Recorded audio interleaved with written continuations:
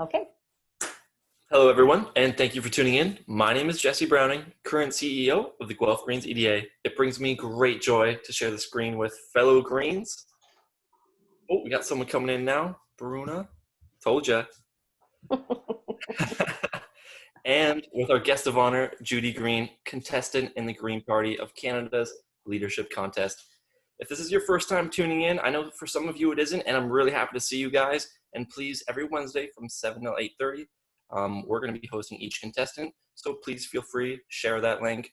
The more people we can get, the more green news we can share, and hopefully turn the tides a little bit. Before we begin, I'd like everyone to take a moment to acknowledge that the people of Guelph and in the county of Wellington reside on the territory of the Ottawandaron, Haudenosaunee, and the Anishinaabeg. May we also be mindful of broken covenants and the need to make right with all of our relations with the traditional territories of the Mississauga of the Credits. And without further ado, Judy, I'm pleased to pass the mic over to you. Well, thank you so much. That was a beautiful introduction, Jesse. I'm coming to you from Nova Scotia, which is Mi'kma'ki, which is the unceded territory of the Mi'kmaq. And here we would say Ukjilashit, which means welcome and come take your place. I always love that. That's so welcoming. One of the things I've learned from the First Nations people here and my friends, I actually have two friends that are language keepers who are trying to restore the language that was stolen from their people. And it is the stories of the language tells a story. Each word is a story. It's a description of a place. It is a description of a concept. It's not just a single word like it is in English. And as I'm working really hard to improve my French, I'm also learning that the French language is much the same, is that there is a lot more behind the words than what we think of in English. So it's really interesting to be able to explore cultures in that respect. For those of you who haven't heard from me before, my background is that I am a member of the military. I was one of the first women as airframe technicians in the Canadian Forces. I went on to do an undergrad in computer science from Acadia University, and my master's while I was working in high tech in Ottawa. I graduated from Carleton University with a degree in computer science, and my master's thesis was actually growing and maintaining highly effective groups, which are teams. And I've had the opportunity to present peer-reviewed papers at international conferences on at least 4 occasions, which was an amazing experience. As you can imagine, in high tech, some of the soft skills are a little lacking, especially in the mid-'80s and '90s. They were starting to understand the importance of that. And so I've had the opportunity to do a lot of research in that area. I've gone on to own and operate 5 different businesses, and I've had a lifelong, history of serving from being, my mom used to do the Teen Town dances, and I pick up the tickets when I was 6 years old, and then it was my bedtime. And I've been, I think my first board position was at 11 years old. I was the junior vice president of the Junior Humane Society in Winnipeg. And I've gone on to start the IEEE Society at Acadia University, and been on police commissions, worked with have a President's Award from Lions Club International for the work we did running a campground for the Lions in Rimbey, Alberta, and many, many, many other things. So it's, I grew up in a family of service, and that's what I always do. We've moved a lot, being a military family. I've lived and worked in 5 different provinces, multiple cities in each of those provinces. And we're now back in my husband's home province of Nova Scotia. So just a little bit about politically, I am fairly new. I've never belonged to a party before joining the Green Party. I've been active with the Green Party of Nova Scotia. I am the regional representative for our Fundy Shore region, which encompasses part of what's our federal riding, West Nova, but it's not a complete one-on-one overlap. And I work closely with the regional reps around me. We do a lot of joint events and learn from each other. The Green Party of Nova Scotia had a near-death experience a few years ago, so we're just rebuilding from the ground up. We have a very small number of volunteers, but that is changing. We've really started to energize working both federally and provincially as Greens in the province, and I really recommend that people look at doing that. Don't have those divisions where they don't need to be. Of course, we can't have one party or the other supporting the other in any financial way. There are rules against that, but we can certainly do joint events that are green, being green out in the community, raising the profile of the Green Party in our communities. And I ran it as a contestant in West Nova in the last election, my first time even working on a campaign. I'd actually planned to work on whoever got the nominations campaign if they'd have me. And I, being someone who's run a business, I kind of had it all planned out in terms of marketing strategy, because that was my point of my frame of reference. So I had a strategy in place and was working with the Greens in the area to kind of get up to speed on the political savvy, but nobody showed up. So I put my name in and was acclaimed on the 13th of June, and we hit the ground running. We started with $36 in our account and a CEO of our EDA who hadn't even answered his Green Party email since the last election. So we had no team on the ground. We started from scratch. I know some people are smiling. You could relate. I can tell. Started from scratch, and really built a great, amazing team, small but mighty. And we tripled the vote. We came in third, and we won the student vote in West Nova, which I'm almost more excited about winning the student vote, because that's the future, right? I'm really, really excited about what we've done to raise the profile for Greens here. And then it's time to start doing a postmortem, talk to other campaigns and see what worked for them, what didn't, and learn from each other. And that's what's led me here. There's been a few steps in between, but that really is what led me here, was understanding what's going on in our party, what kind of leadership we need, what the vision is, and what some of the stresses are in the party right now. We really have a bit of a pulling between those who are used to a top-down hierarchical management strategy versus maintaining our grassroots bottom-up strategy. And I think it's important, having been in the military, I understand top-down probably more than most, hierarchical, but I've also done so much in the public sector where we are almost a pancake model, and we actually did it experimenting with self-regulating teams in high tech, where it's very flat. People have responsibilities but not titles, in that they report to one another, and you are all part of the team, and those are extremely effective, and that works really well in a grassroots organization. So I'm hoping to bring all of those skills from crazy way out there background of mine and pull it all together to be able to gel us together so we can get MPs in Ottawa. That's what this is all about. And thank you for having me here today. Yeah, our pleasure. My first time getting a glimpse of you was on TVO's live call, and I was looking forward to this. Thank you. Thank you. Thank you. Does anyone have any questions that they would like to ask Judy?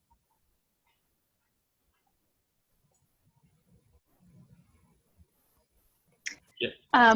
I will ask a question. I'm usually pretty silent on these because there are so many. Jesse always has great questions, but I'm very interested in, obviously because I am staff, in the sort of organizational model. Mm-hmm. And so I really am intrigued by what you have to say about balancing the top down to the bottom up. And mm-hmm. As staff of the GPO, I recognize that is a constant sort of push-pull. Mm-hmm. And so I wonder if you were not to win the leadership contest, how would you, would you stay on, and how would you still try to apply those skills to help the party? Well, I don't plan to go anywhere. I've been working behind the scenes on a number of things. I'm working with 2 different groups on policy proposals, and I'm really excited about working through that whole process and understanding that better. I think it should be encouraging all of our members to engage in policy process. I'd like to see the policy process be more online, and in a way that we could be doing policy creation continuously, not just a few every couple of years. I think we need to be constantly reassessing our policy. You know, Paul Manley took a look at our policy and says, boy, you know, we've got a lot of work here to do, you know, to bring it up to where we are now, to have enough detail, but not too much. There's a balancing act there. So there's a ton of things to be doing within the party in terms of structural and process, and in educating people, you know, bringing the EDAs together. I would really love to do an EDA mentorship program so that existing EDAs are matched with new EDAs. And I'm not even necessarily EDAs. It could be just Green Party members who've been in the party forever. We have such institutional knowledge. We need to be working with our elders here to really learn from them and not lose that knowledge, but to have a structured EDA mentorship program so that people can take advantage of that. And it'll just make the whole party stronger. You know, the little bits of tidbits and stuff that I'm able to kind of cross-pollinate as I'm talking to people are really taking root. And I think we're starting to see how important it is not to live in silos. That was one of the things from talking to campaigns, was they felt so alone. You know, there's only so many resources that we have available from national, and they are usually focused on the top, you know, the most winnable ridings. So those of us in other ridings, or even Jenica Atlin's riding, who surprised everybody, we have to be, you know, have the skills in order to work and be effective in that riding. And sometimes we don't have that. We don't have those resources, but the resources exist. So it's really just about connecting them. Another thing I'd like to do is really make sure that we have connections to global Greens around the world. We have global Greens sitting in 80 different countries, who have been elected in 80 different countries. I would love to see almost like a twinning program where EDAs within Canada, if they want to, can twin with an EDA in another Green country, so that we can learn from each other. You know, if you look at what the history of the German Greens, the New Zealand Greens, there's a ton of things that they've learned that we could be learning from them.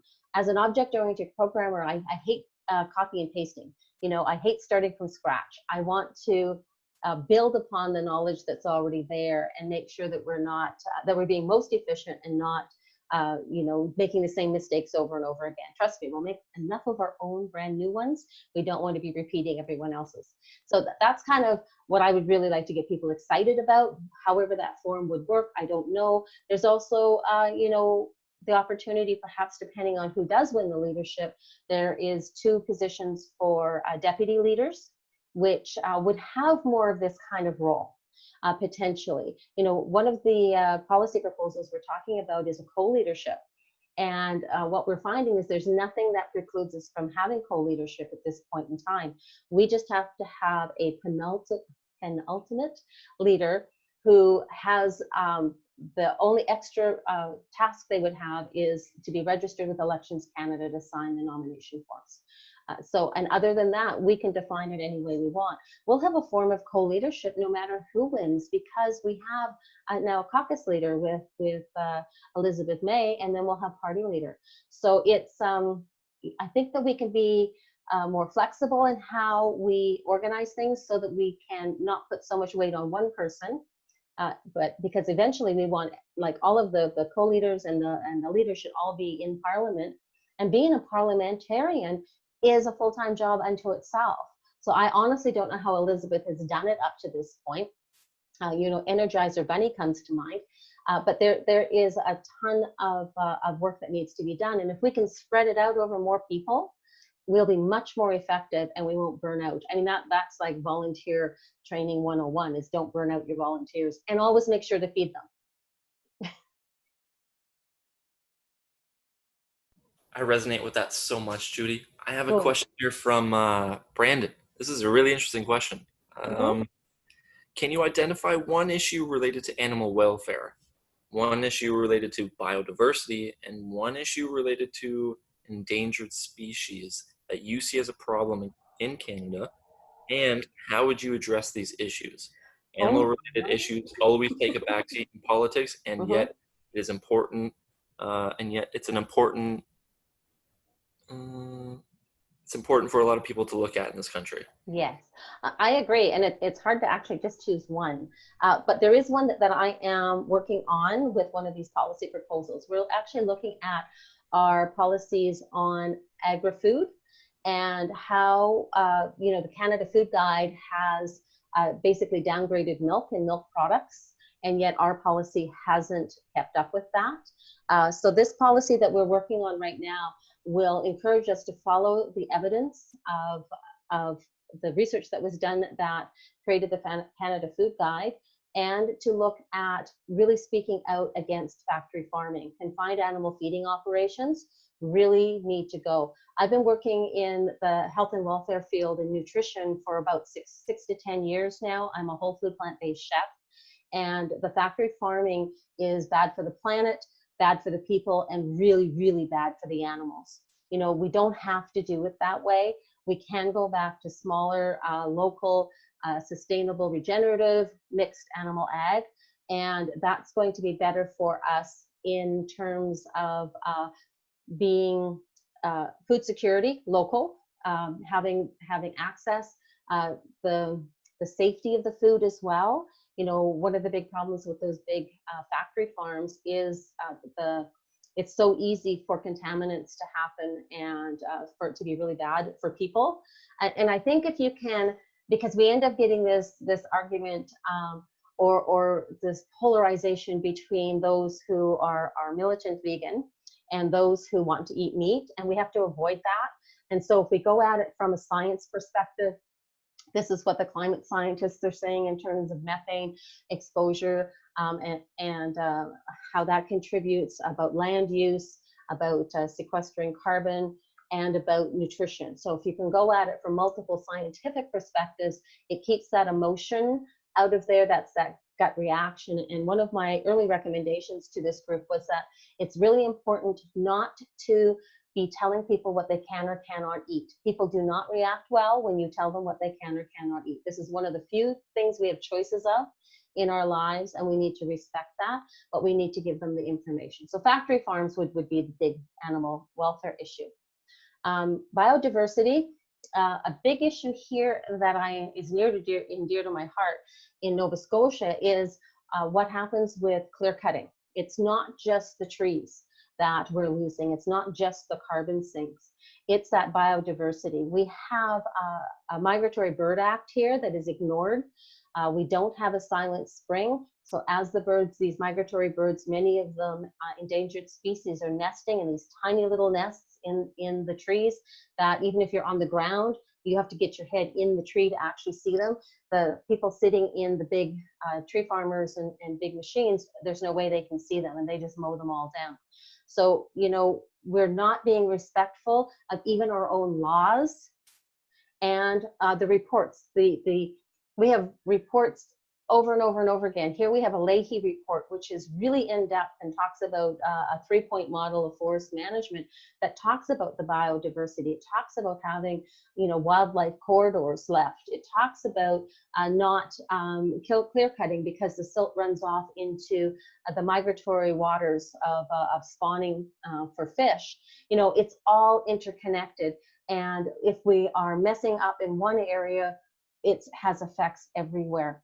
And we know that. We absolutely know that. And yet it seems that people have blinders on in certain industries that are not recognizing that. So we have to take action on those reports and legislation that's already in place, that is in place to protect.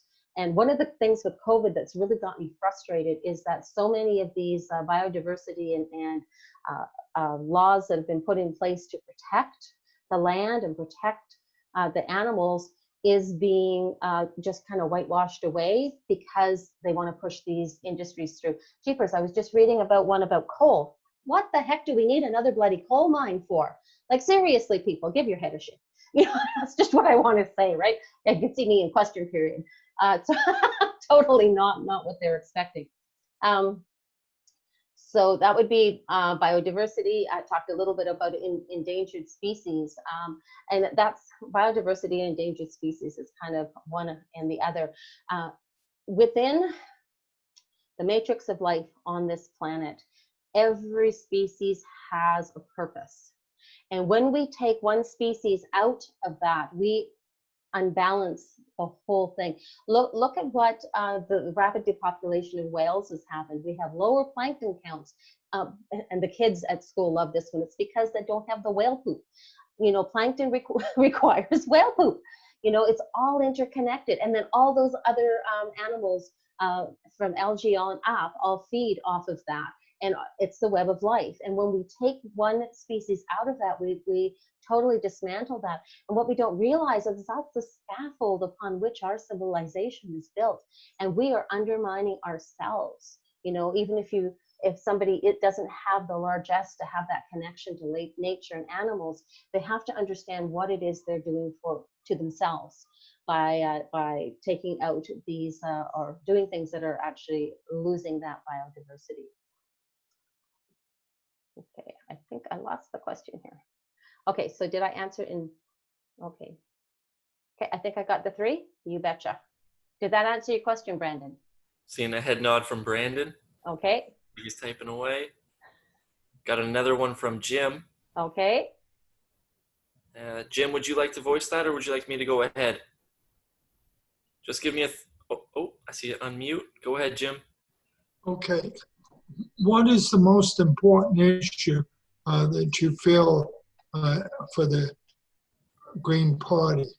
What would you promote as the most important issue? You know, today. We get a lot of pushback as a one-issue party, and you know, we did start as a one-issue party, but anyone who looks at our platform knows it's far broader than that. So we have to find a way of communicating that to the general public in a way that's not overwhelming. So, I mean, you can't run a campaign saying 25 different issues. That's just way too much for people. But you can run a listening campaign between elections where you are on a doorstep and you can ask people what are the most important issues for them. And then you can show we have a policy that will solve that. You know, we've been thinking about this. We care about you. And this is a solution to that problem. And that's a longer bit of time to do that, but we're not getting a whole lot of mainstream media anyway. But I think that we really need to be looking at doing things like that.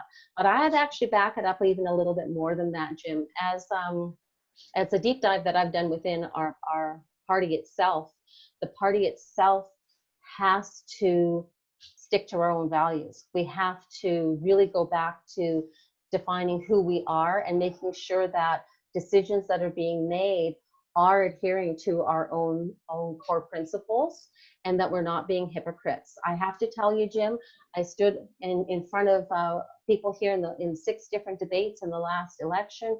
And as I started digging into some of the issues within the party itself, I got mad because I was being put in a position of lying about what the party is. So we need to define who we are. What does it mean to be green? What does it mean to do politics differently? And then we have to take action to make sure that is always the standard that we are taking within federal council, within our leadership, certainly within our staff, and all of the messaging coming out from the party. And I suspect that's one reason that we seem so scattered in our communication during the election, is that we haven't clearly defined that. I was very surprised to know we didn't even have a vision or a mission statement for the party. You know, as a small business owner and coaching small rural entrepreneurs, that's one of the first things I tell them to do, because it focuses you on what is important, what your goals are, what your vision is, what you want to accomplish in the world, and your mission statements, how you're going to get there. It's a roadmap, right? So I think we need to do some of that inner work. It's interesting because some of the EDAs have vision and mission statements, but the party itself does not.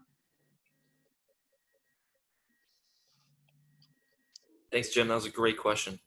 Just want to, Candace, has anything come through to you?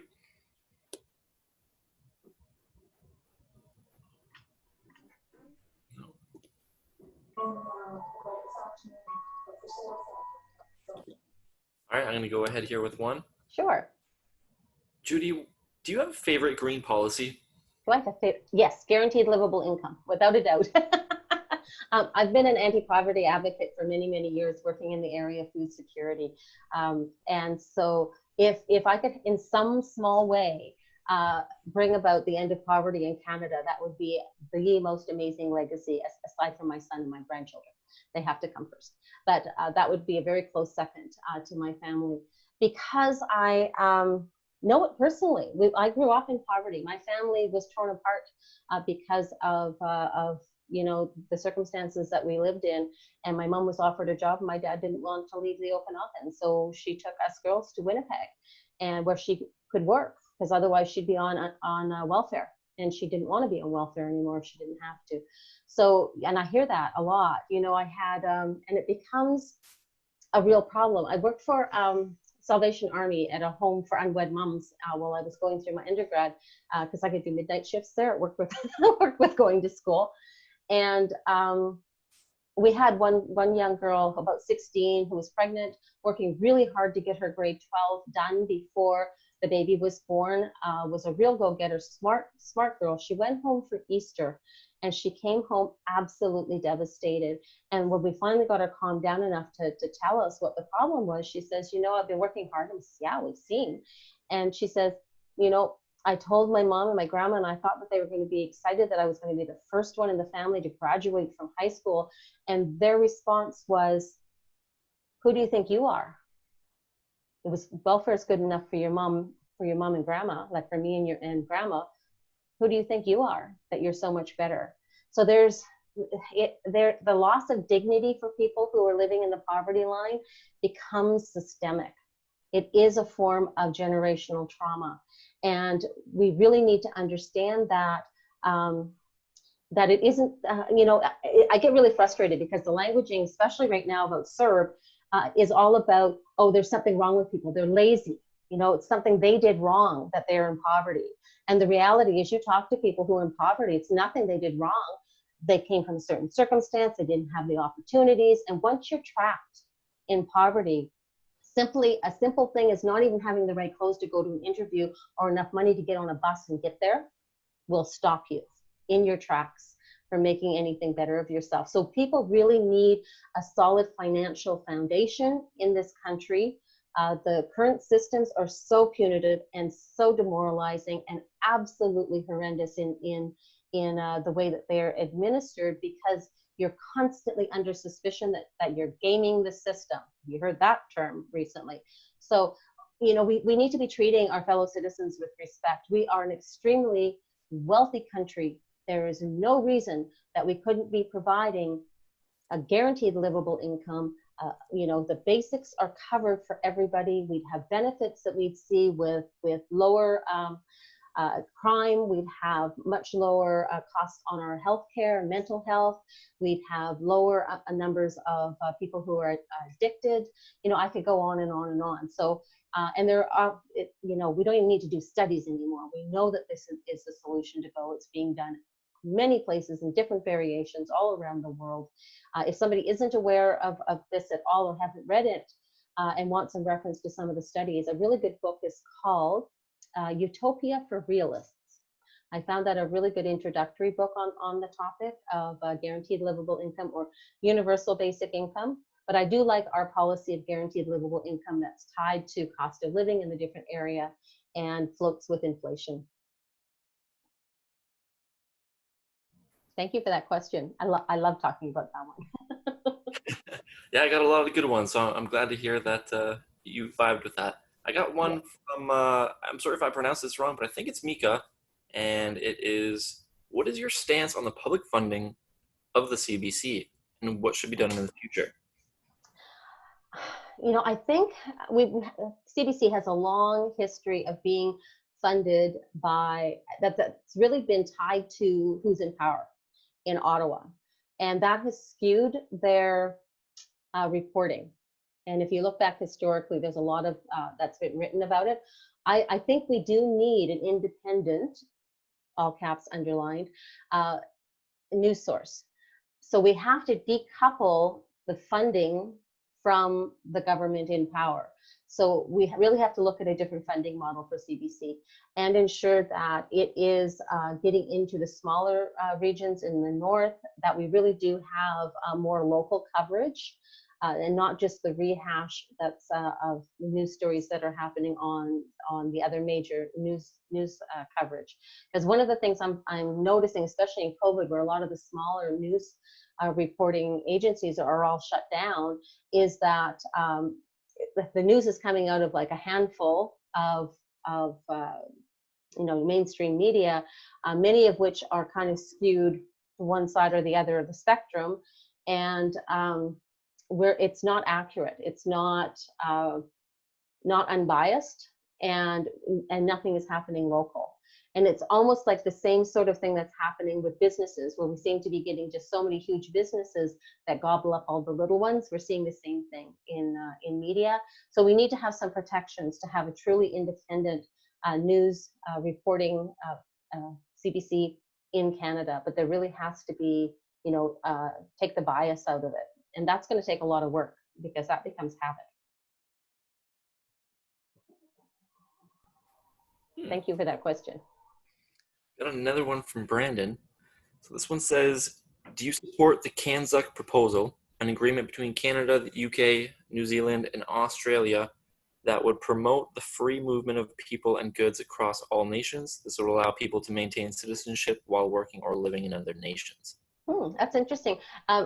Foreign policy is one of my weaker spots. I haven't actually heard of that one before, so I haven't done a deep dive in it. But in general, I think that we need to have freer movement between borders. We're going to be seeing so much more migration because of the climate crisis. It's really important that we do get agreements in place, especially for ensuring people's credentials pass through borders, and that if there is some upgrading or something that they need to do to come up to certain standards in different countries, that we have that in place so that happens. We need the skilled people coming into the country, and it breaks my heart when I see especially refugees coming in from countries that we don't have these kind of agreements with, and then they don't have aren't working in their area of expertise, and we're losing out. Because in often cases it's in medical fields where we are so short-staffed. We really need people in those areas, but we need to have the systems in place to make sure that their credentials are equivalent to what we're doing in Canada, and that they can be verified. And in some situations like Syria, where some of those records don't even exist anymore, it can be a real challenge. But I don't think it's insurmountable. I think that we need to really make that a priority. Thanks, Brandon. All right, I got one for you. This is a big one, so feel free to take your time with this, and don't worry about the order. Okay, I'm gonna mark it down then. Multiples, go ahead. What are 3 big things that you want to see in the energy sector, agriculture sector, transportation, and judicial system if you were to win this contest? Okay, energy, agricultural, judicial, transportation, and okay, transportation. And 3 in each. Hey, 3's a lot. I'm just here to keep the green conversation flowing. You can awesome. Go. Okay, I just didn't know how particular you were with those instructions. So for the energy sector, we absolutely have to get off of burning fossil fuels. I like how Peter Bevan Baker says, he says, we have to stop digging stuff out of the ground and burning it. And it really is that simple. We need to be transitioning. It's not going to be falling off a cliff. We want to avoid that. But if we delay for much longer, nature may do that for us. That's my concern. So we need to be we know what we need to do. We have really good plans with Mission Possible to get us a transition off of fossil fuels. And the more we delay, the less likely we'll be successful unless we have very, very drastic changes. So we have to stop burning fossil fuels. I'm not a fan of nuclear. There is just no solution for the nuclear waste at this point in time. It's still far too expensive per kilowatt hour to build them, and there is always the risk of you know, nuclear weapons, if there's, you know, radioactive material that's stolen, as well as radiation leaks. That they just haven't mitigated those concerns, and they're finding ways around it. Like they've got the small modular nuclear reactors, but the laws are that the small ones are governed a certain way, and you can put a number of them together that are bigger than an actual nuclear reactor, but they're not legislated like a big nuclear reactor. They're still regulated as a small nuclear or small modular nuclear reactor. So they're already working on ways to get around the system. That's concerning. You know, this, we're talking about the health and welfare. You know, uranium mining is a real problem. Especially like northern Saskatchewan, inevitably these mines end up on unceded territories and end up becoming, you know, like environmental racism is what ends up happening in many of these communities. Water tables are affected, and that's true of a lot of our different mining techniques.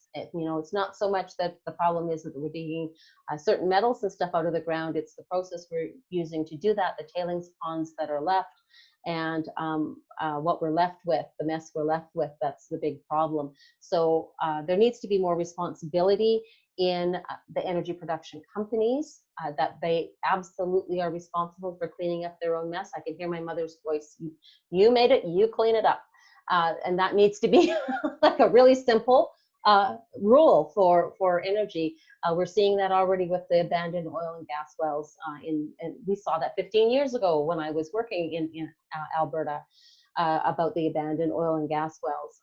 And so they're not taking responsibility. It's the place of government to ensure that they do. You know, if you look at the costs involved, by the time the taxpayers paid for all of this cleanup, we could have just been paying people and not having the environment wrecked in the process, you know, for the amount of money between subsidies and cleanup that the taxpayer puts into some of these what are now becoming stranded assets, especially the pipeline that was just purchased. We need to be doing the energy grid coast to coast to coast. It has to be strengthened, has to be green.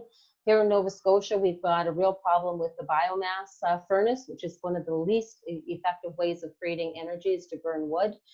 Fine if it was actually really just burning scrap wood, but it's not. They're clear cutting in order to feed this bio furnace. So that has to stop. We have to stop more doing more coal mines. Like, come on, we're past that now.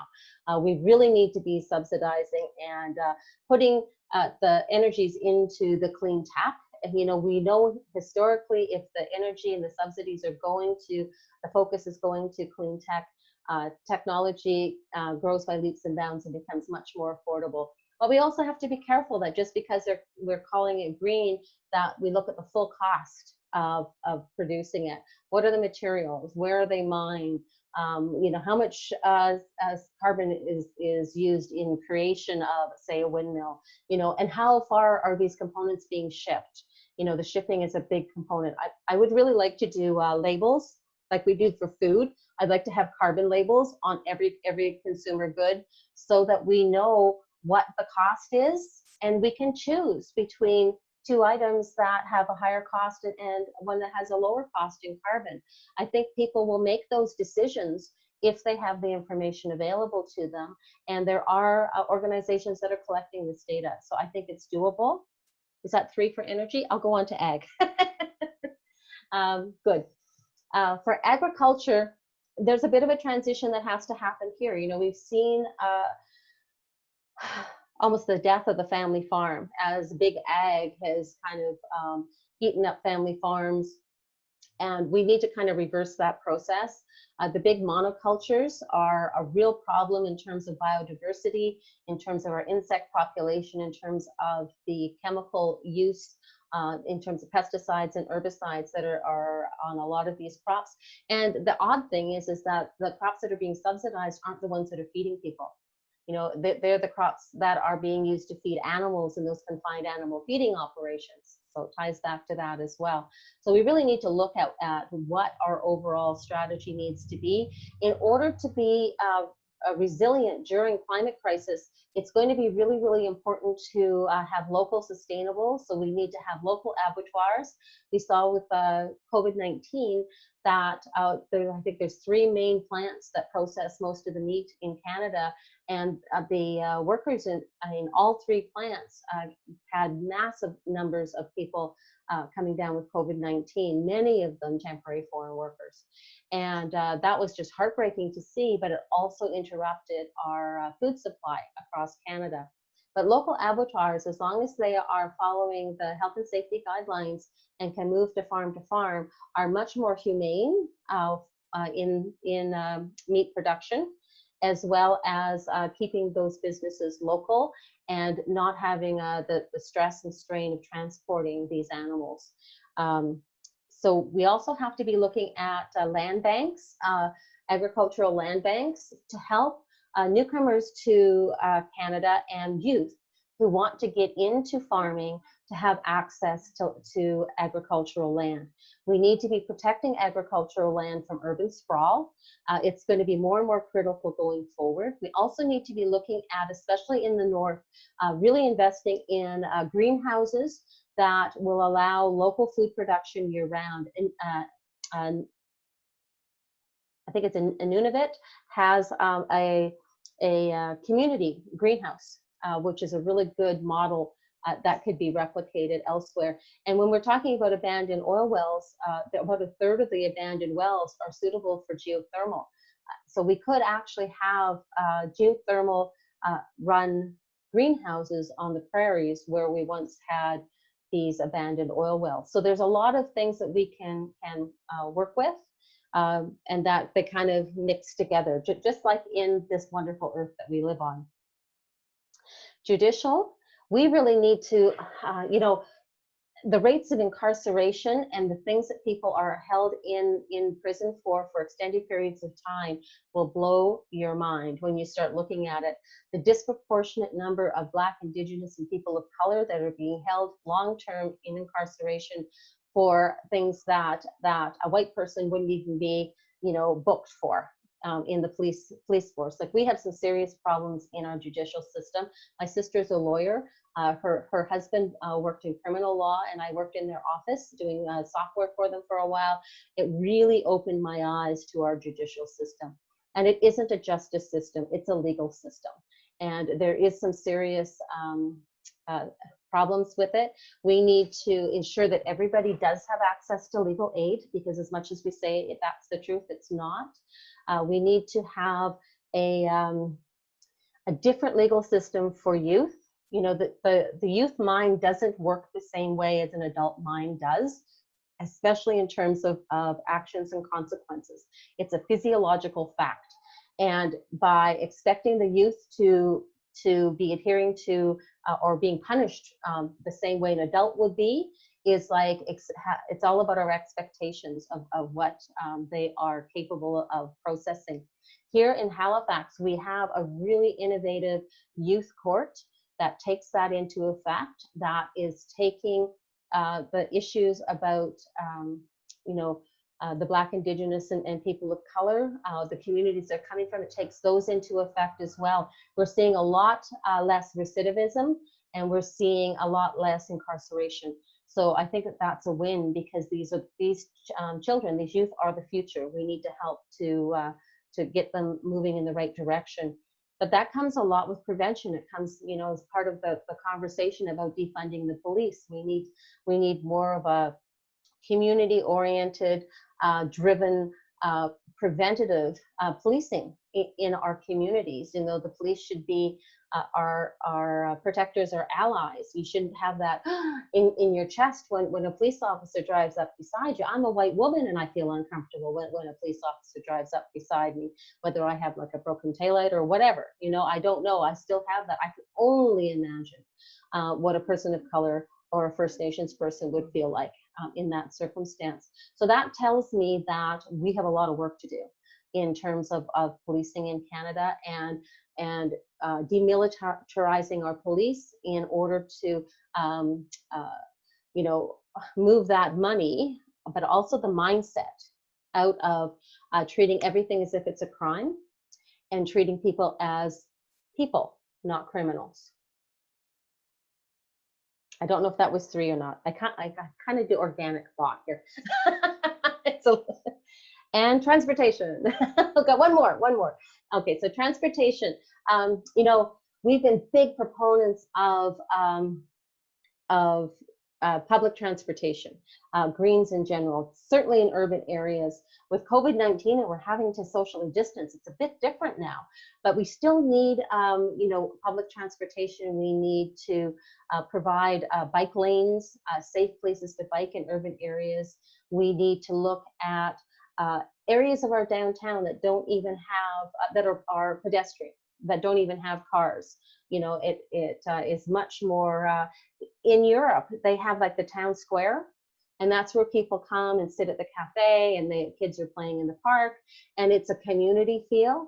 That would really help our communities in general to have more of that community feel and less with traffic. You know, we need to have incentives to be moving away from having your own family car. You know, there's Naomi, oh geez, forgot her name in the last. You know, leader of the Green Party in Saskatchewan, totally blanked on her last name. But she does a ride share program. So when she needs a car, she just books one from this kind of ride co-op. That idea, I really like that idea, because how many days does your car sit in your parking lot, especially during COVID, and you're not even driving it, yet it's licensed, insurance, and all the rest of it. So those are possibilities. In rural areas, it's a little different. You know, we have King's Transit that they do the best they can over a large period of, or large space, but they don't necessarily hit the peak times when people are going to work or coming home from work, and they only go along a single route. And so all of those farms that are in other areas, they can't get workers because people can't get to them. I would like to see something, and I don't think that the government needs to do this. I would like to encourage there to be, you know, small business step up and do, in Mexico, they call them colectivas, where they have like small vans that will go from all of these little feeder areas. So during rush hour, in the mornings, they would take them from, say, the bus area out to the farms, and then after work, they go pick them up and bring them back. You know, some of the fish plants here in the Digby area do that. They have their own bus, and they go into Digby and they go into Yarmouth, and they ferry their workers to those locations. But for the smaller farms, they can't afford to have their own bus.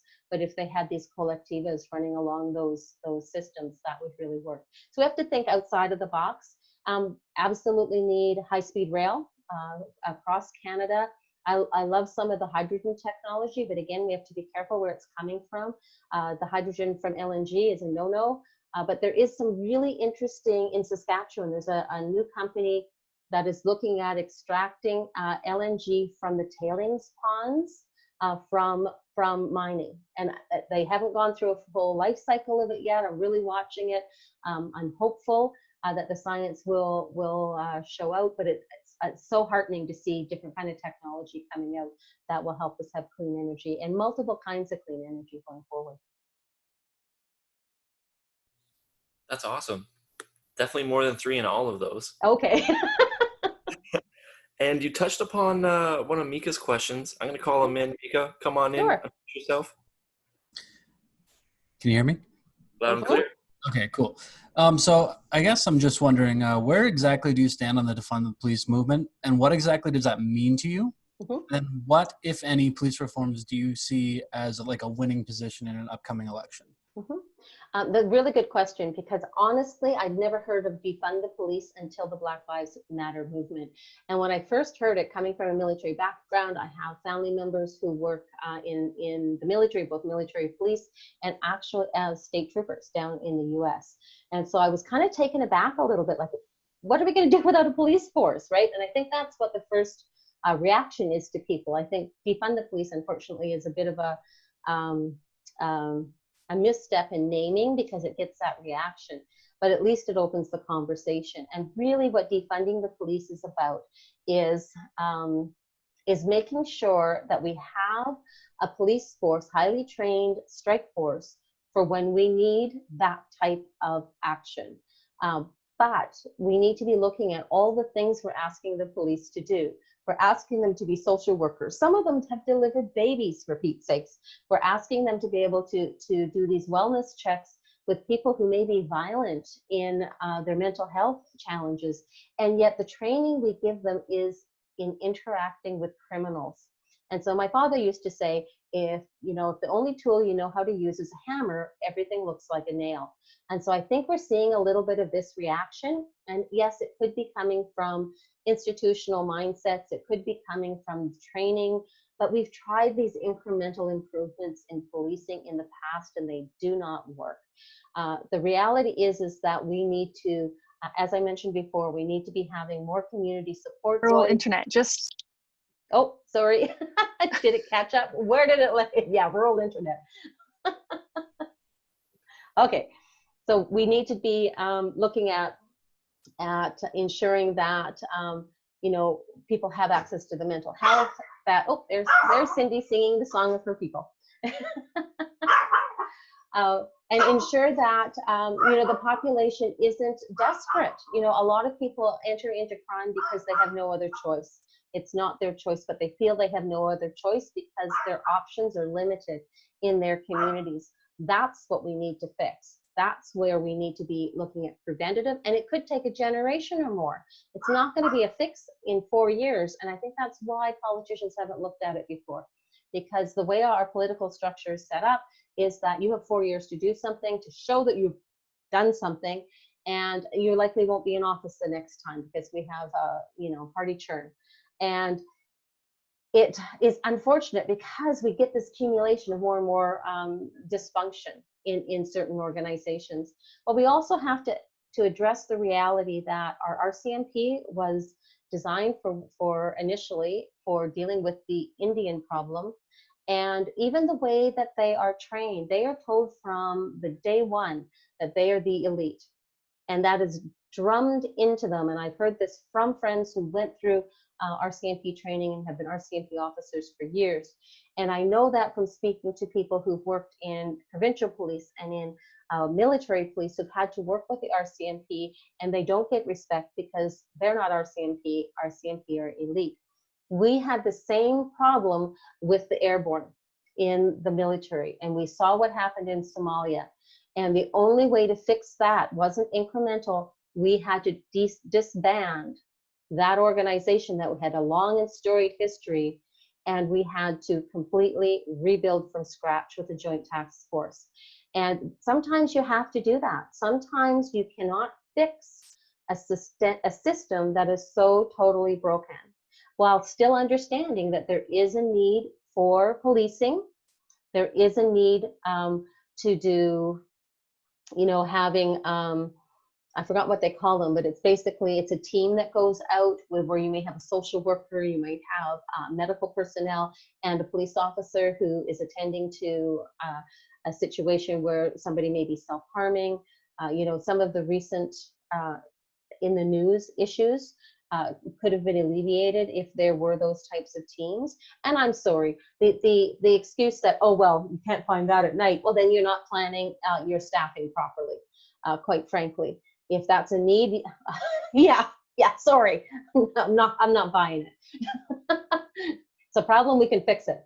So we really have to be thinking outside the box and getting away from these entrenched systems that just aren't serving us any longer. And that's part of the colonial structure. That is really a symptom of this trapped in this colonial structure we don't even realize is around us, and yet we are shaped by it. I hope that answers your question, Micah. And I'm still learning. I'm still learning what this means to many different people. He just wants to follow up on that. Go ahead. So I see so my uncle is a former RCMP officer, so I do have respect for, what they do. However, I do see that there is a major lack of training and a lack of respect, at least for your run-of-the-mill patrol officer, I guess would be the best term. Absolutely. Yeah, there's a real elitism even within the force. And so I guess my question is, in Winnipeg now we've seen a lot more traffic cameras and that kind of idea. And I see, for me personally, I see the future of like city policing, at least, other than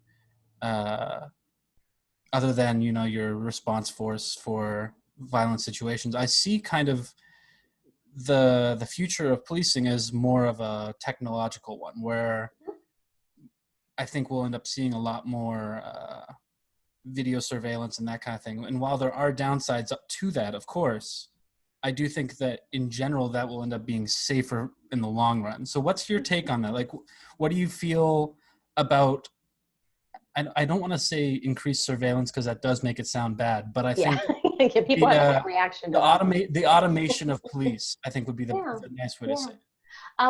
You know, I think that there's a place for it. Absolutely. You know, it keeps the police officers safer. It keeps the public safer. And sometimes, you know, I'm sure that there's more than one store we've gone into that has a sign saying video camera that will make people think twice about behaving badly. So sometimes just the threat of being caught on camera will be enough for somebody to not do it. Not always, but that is a deterrent. I think that there absolutely needs or could be more of that, but we do have to be careful about privacy. I have some real concerns about the amount of cameras and privacy and how that data is being used going forward. But yes, in policing, absolutely, yeah. I mean, essentially, we need to support them in being able to do their job more effectively. You know, I think we've let the police down in not pushing for more supports for them in terms and more mental health support. You know, I do a lot of coaching with people with PTSD, and my first responders are, a lot of them come from the police forces, a lot of them come from the military, and also from paramedics. And the things that they deal with on a day-to-day basis, you know, they're going to be more guarded. You know, their reaction to things are going to be different than just you or I walking into a situation. So we have to be aware of that and make sure that we have the mental health supports so that their reaction to their trauma that they've dealt with isn't to be hyper aggressive or to assume that everybody is out to get them, which is a very common reaction to being under that kind of stress day in and day out. Mika, thank you so much for that question. That was awesome. Yeah. And it's a new question. I hadn't been asked before. Thank you, Micah. After doing this for months, I always like new questions. It's like, woohoo! I have a question. What are some practical words of influence, maybe even persuasive words or actions that everyday Joes can do to kind of help influence their inner circle, their close friends? Mm-hmm. The biggest thing is, you know, we don't realize how much influence we have on our friends and family. But if we walk the talk and we aren't hypocrites in our own dealings, but with the understanding that we're working inside a system that's flawed in order to fix it. Like, we're not all going to be driving electric cars tomorrow. We probably would, many of us would like to, but that's just not the reality. But that it's okay to not be perfect.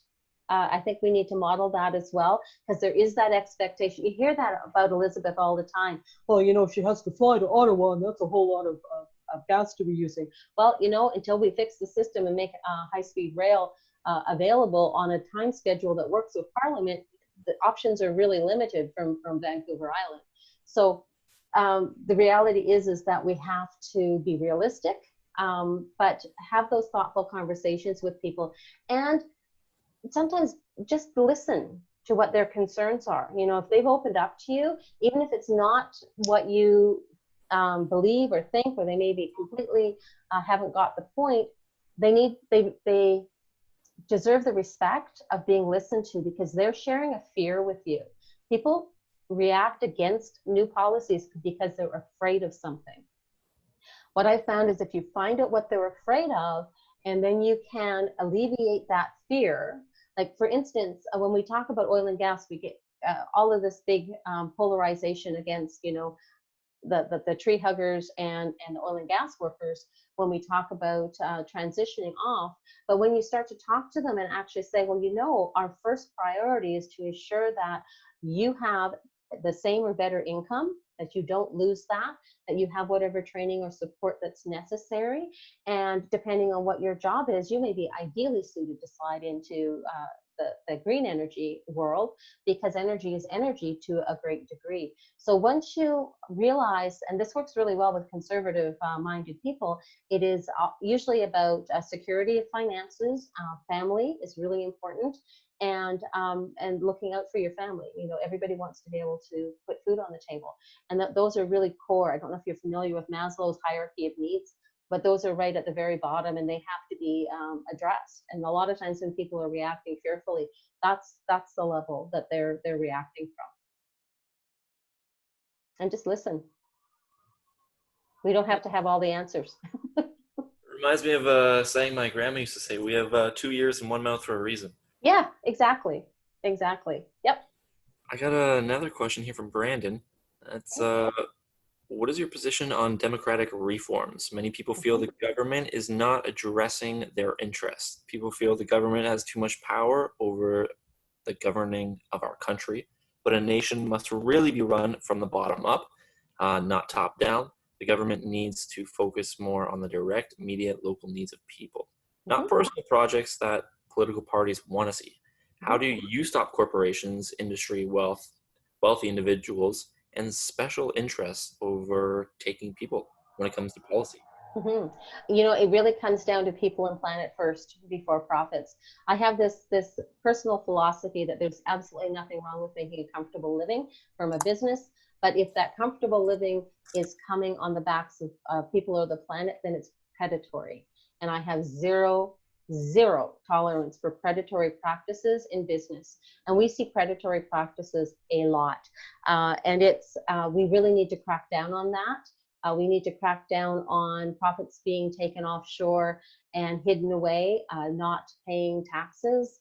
It absolutely boggles my mind how many large companies get their taxes written off, and yet they'll spend more money tracking down Joe Blow who made a mistake on his tax return than they will on a big corporation where they could actually, pay their wages while they're reclaiming what should have been paid. So it's we really need to refocus. You're right. We really need to refocus on the people. Is government here to serve the people, or is people here to serve the government? And the same thing is business here to serve the people, or are people here to serve the business? And it comes down to that fundamental question. And I think we're struggling with that as a country with, I would say, the demise of the capitalism. Really, capitalism was shown to be not robust in 2008 with the financial crisis, but the world is struggling with what to replace that with. And I really like the donut economic model. I like the wellness model that they're doing in New Zealand and other places. We really need to be looking at that, because that does put people first. And it gives us a structure for government that we can emulate. So it's not just saying, yeah, we got to put people first. It tells us how to do that, which is really, really critical. What I would like to see, the partisan politics I have real issues with, because I have no problems like during an election, because your party kind of defines what your policies are and your thoughts, which one you align closer to. But once you've been elected, you are elected to represent every single person in that riding, whether they voted for you or not, whether they align with your party or not. You need to be their voice. And so by going into Parliament still under a party label, you're actually challenged to represent everybody in your riding. And as much as we would like to say, yes, we do that, I think that the ears are not always open to differing points of view. And so a lot of people aren't represented. So it would be great that if we were to get into Parliament and then we actually worked as a coalition government. And one of the ways that we can move towards that, of course, is proportional representation, which I think all Greens are proponents of. There's many different versions of proportional representation. I think there needs to be some negotiation amongst the parties as to which one will work for Canada. But there needs to be, some honest negotiation, not negotiating based on what is going to be best for the party. You know, it bothers me after elections when it really looks like one part of our country is red and the other is blue, and there's a scattering of colors, because that's not the reality of people across Canada. It really is more of a mosaic, but our electoral system doesn't represent that. Thank you, Brandon. Judy, we did ask everyone to stay with us till 8. It's 7 after. We have one more question. How do you feel with going about a little over? I'm good. I'm good. I don't have anything after this. We're all good. Tomorrow I'm back to back. Okay. Come on in, Mika. All right. So I've got one more interesting question, and it's a quote that I like. I can't afford to pay my bills. The penguins will have to wait. I've heard that, like, you know, it's kind of like a cliche. So how exactly in the time of COVID are people going to be able to care about the planet and green issues when they can't afford to pay their bills, keep food on their table, rent?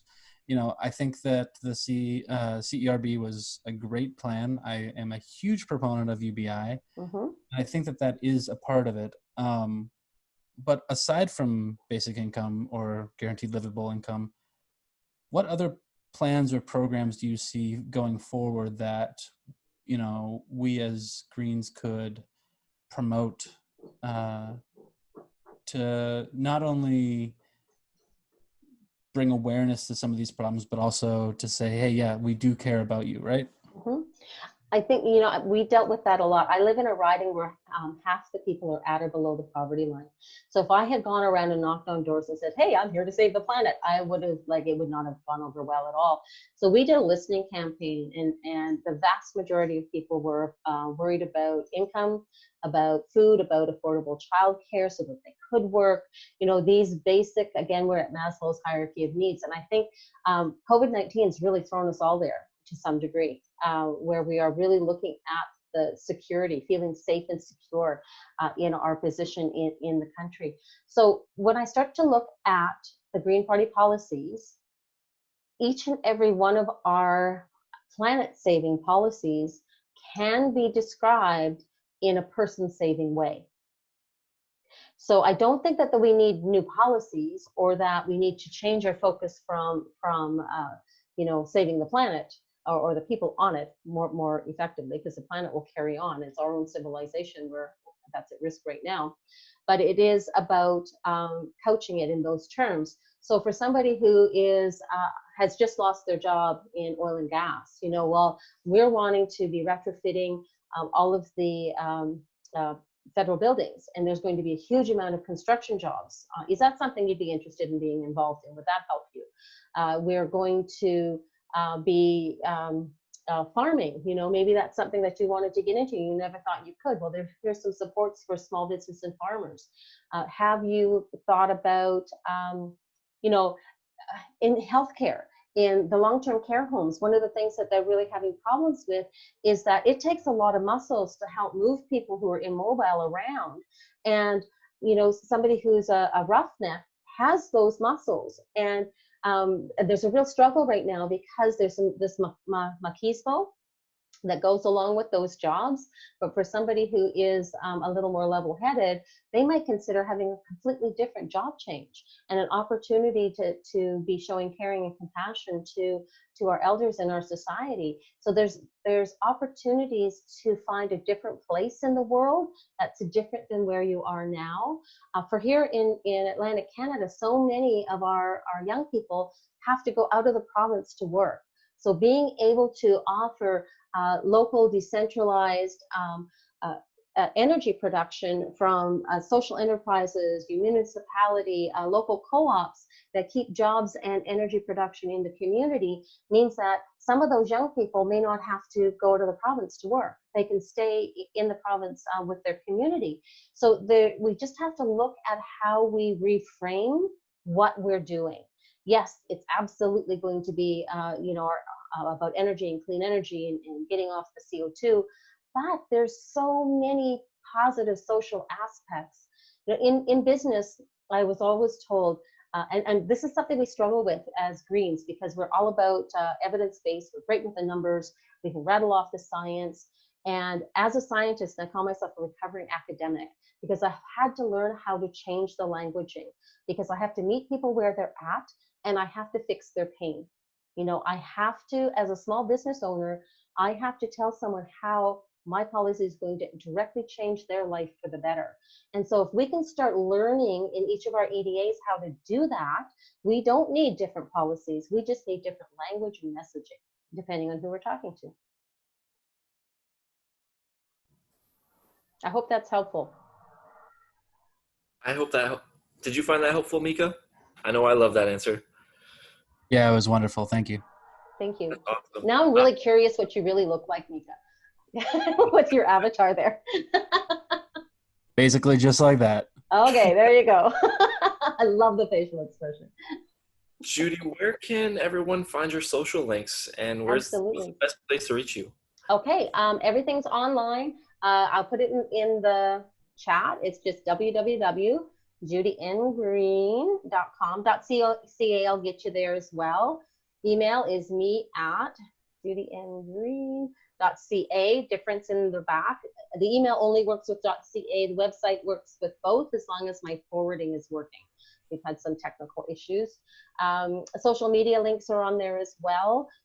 On Twitter and Instagram, it's @RAWNgreen, because I do a lot of raw talk. And on Facebook, it's Judy Ann Green for leadership of the GPC.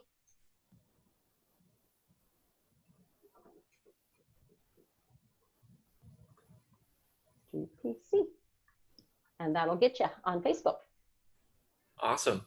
Judy. And you can also sign up for my newsletter on the website. We're looking for nominations as well.